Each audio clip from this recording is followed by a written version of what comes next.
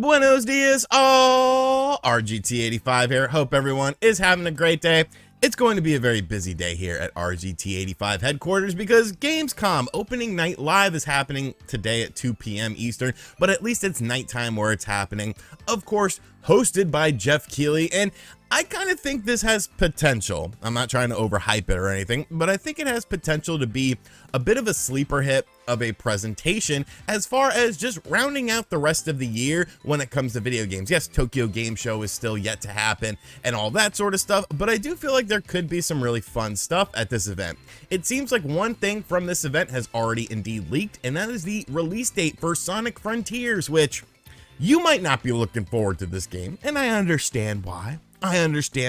But me personally, I am looking forward to this game. Sonic Frontiers did get a release date leak of November 8th of 2022, so it has not been delayed until 2023 like some people thought it was going to be, and this will be part of a trailer advertisement presentation that will take place today at Gamescom. Sega, being Sega, leaked it early. The video has been since privated, but it's the internet. Everyone's gonna look at stuff on the internet when it pops up, and at the end of this trailer was the announcement for the release date. So I think there could be some stuff like that at this event. Of course, good old Jeff Keighley, my BFF, is hosting this event, so I'm gonna be covering it. I'm gonna be watching him. I'll be jotting down my notes, which means I might not stream tonight because if I end up doing 2 videos, that's a lot of video game time on the channel. No, I'm not gonna stream the event. I don't like streaming the event because I don't get like hype and throw stuff and cry when games get announced. I'm a grown-ass man. I might shriek a little, but beyond that, I'm looking forward to this presentation. But beyond that, there's other stuff to talk about, including a huge Nintendo announcement that has a lot of Switch fans very confused. So if this is your first time here, welcome. Be sure to hit that subscribe button, like, comment, and share. Hit the bell notification as well. And without any further ado, let's talk about our main topics today in the world of video games. We're going to kick things off with brand new Sony hardware. Of course, everyone maybe is looking forward to PSVR 2. Honestly, I'm looking forward to PSVR 2. I have an Oculus Quest Meta 2, whatever the hell they call it nowadays, and I like it. It's an alternative. It's something fun. It's something to pick up and play, mess around with for a little bit. I'm not going to play a 60-hour video game in VR because I respect my eyes and I don't want to get sick or something like that, but I do enjoy what VR brings to the table, and I'm curious to see how PSVR 2 is going to be implemented into the PlayStation 5. Obviously, this is going to be one of the most powerful VR headsets when it hits the marketplace, and now we kind of have a release window for this. That's been kind of up in the air as far as Sony is concerned. Well, when is the thing actually coming out? That was the main question that many people had, along with another question that we will attack at the end of this segment. But we now know that this will be coming out in early 2023. This information is coming to us from Sony themselves, saying that PSVR 2 will be releasing in early 2023. What does early mean? I mean, your guess is as good as mine. You know, it could be January, it could be February, it could be March. Like, when does early end in a year? Like, I don't know. That's not really the best timetable, but at least we know that it is scheduled for early 2023. It looks really cool. Of course, it is a one-cord system as opposed to a multi-cord system. A lot of people do wish that it was just a freestanding headset that you could connect with your PlayStation 5. I feel like that would just cripple battery life with that, but I'm curious to see what they're going to do with software side of things, because PSVR, the original, had some very interesting software at the launch, and then I don't know, it kind of faded out, I felt, in my opinion. I want to see how this is going to work with games like Gran Turismo 7. Like, yeah, it'll probably make me sick once again, but I'd like to try it out, see what the experience is like, see what sort of speed sensation I get from playing this game. And of course, what else is there going to be? We know about the Horizon game that looks kind of interesting. It looks like a small sample size of a Horizon style experience where you're essentially just ascending a mountain, but I want to see the graphic capabilities of this system. I want to see what they're going to be pushing, and of course the price point, because there's no way in hell this is under $400, in my opinion. Based on the technology, based on what they're doing with this thing, there's no way in hell it is under $400. So will that be sort of a detriment to the potential success of PSVR 2? It could be. It could be. It's hard enough to get your hands on a PlayStation 5 as it is, and that's a $500 system unless you get the discless drive one for $400, but you don't want that. You want the disc system so that you can sell your discs should you need to. So $500 plus potentially $400 or more for this, that's becoming a very pricey experience. I will do my best to pick up one of these on launch day. I will do my best to review one of these on launch day or even prior to it if I can find a Sony contact. But whatever the case is with this, I am looking forward to it. I think it's going to be pretty cool. It's going to be a cool experience. It's not going to, you know, negate the sitting on a couch with a controller in your hand experience, because I don't think anything can do that. But as something of a, you know, experience, something a little bit different than you've been playing your normal video games, I think this could be really cool. Do you have any interest in PSVR 2 whatsoever? I mean, you might not. Let me know in the comments section down below. And finally, Nintendo had a big Nintendo Switch announcement this morning, and a lot of people are confused. They're wondering, okay, well, what does this mean for other things? Because this is a little bit weird. And upon the surface level, you might look at it and be like, well, what does this have to do with something like a Nintendo Direct? But once you kind of think about it a little bit more, it gets a little bit weirder. Now, this is involving, of course, Splatoon 3 for the most part. We just got a Splatoon 3 Nintendo Direct where we learned about a lot of things, but that's not enough for you. You need to know more about Splatoon 3. You need to see the game in action. So Nintendo will be quelling your fears with a Nintendo Treehouse presentation with mostly Splatoon action.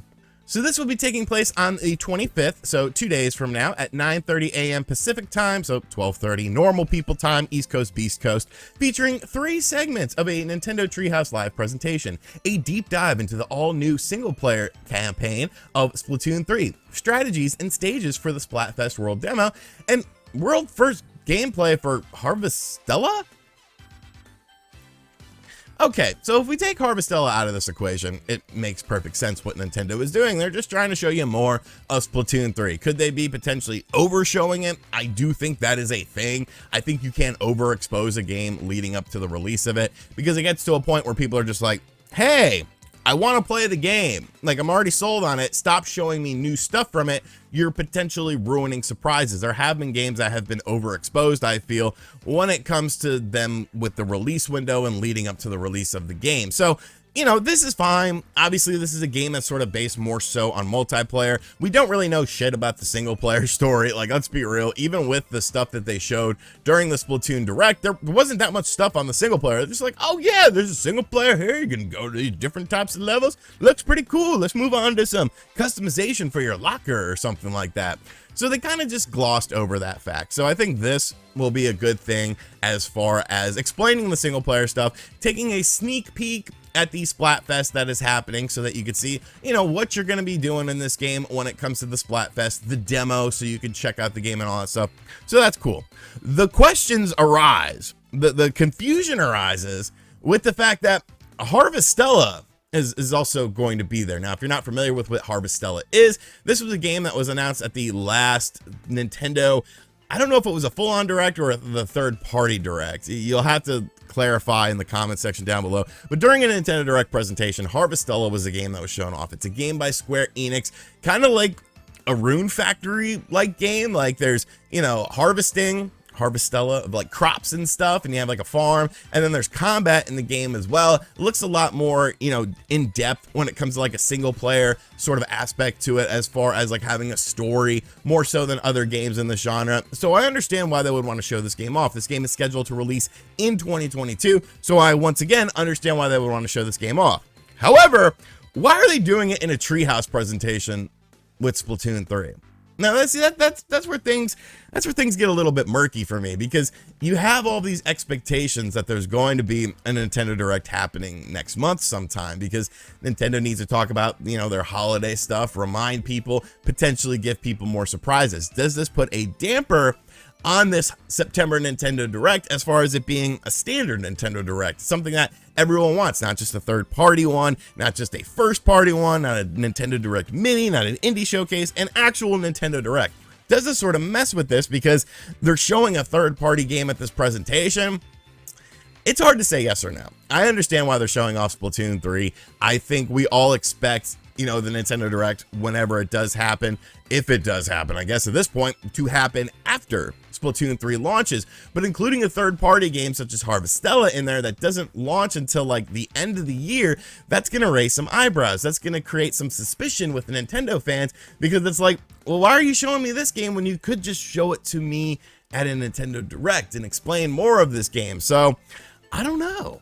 I don't know. I don't quite know what to make of this. It is kind of weird. Like, it is kind of weird that Harvestella, a game that really has nothing to do with Nintendo and the Nintendo Switch, is going to be at this Treehouse presentation. Could this mean that there's not going to be a Direct this year and Nintendo just sort of announces stuff and showcases stuff as the year goes along, like we've seen in, you know, the COVID era? Like, maybe? I don't know. Nintendo's obviously just been doing some weird stuff this year.